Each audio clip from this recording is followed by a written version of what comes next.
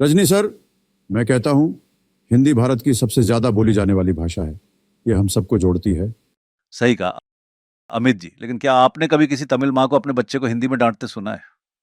नहीं ना। असली ताकत वहीं साबित होती है। तमिल में डांट इतनी तेज होती है कि बच्चा अगले जन्म तक होमवर्क कराता है। लेकिन रजनी सर, बॉलीवुड ने हिंदी को पूरी दुनिया में पहुंचाया है। रूस में लोग मेरा नाम जोकर देखते हैं और मिस्र में लोग मेरा जूता है जापानी गाते हैं। यहां तक कि मंगल ग्रह के एलियंस भी शाहरुख की फिल्म देखकर रोने लगे थे। और जापान में लोग एंथेरन बिना सबटाइटल के देखते हैं। इसे कहते हैं असली इंटरनेशनल लेवल। और साउथ की फिल्मों में विलेन हवा में 3 बार घूमकर गिरता है, फिर भी प्यार से सर बुलाता है। लेकिन मानना पड़ेगा, दक्षिण के बड़े सितारे भी अंत में बॉलीवुड आते हैं। देखिए श्रीदेवी जी, रेखा जी और खुद आप भी। बिल्कुल, लेकिन हम तो हर स्वाद चखने के लिए जाते हैं। पर आपने कभी किसी बॉलीवुड एक्टर को तमिल सिनेमा में आते देखा? नहीं, क्योंकि हमारे डायलॉग्स रसमलाई जैसे होते हैं, इतने गहरे कि पचाना मुश्किल हो जाता है। और हमारे विलेन भी इतने खतरनाक होते हैं कि खलनायक बनने से पहले बीमा करवा लेते हैं। अरे, लेकिन हिंदी प्यार, रोमांस और शायरी की भाषा है।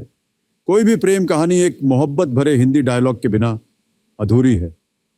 अगर कोई लड़का कहे तुम्हारी आंखें चांद जैसी हैं, तो लड़की फिदा हो जाती है। अमित जी, साउथ में हम प्यार के चक्कर में ज्यादा टाइम नहीं लगाते, बस एक पंच डायलॉग मारते हैं और हीरोइन झट से इंप्रेस हो जाती है। यहाँ हीरो सिर्फ एक उंगली उठाए और लड़की कहती है आई लव यू सांगा।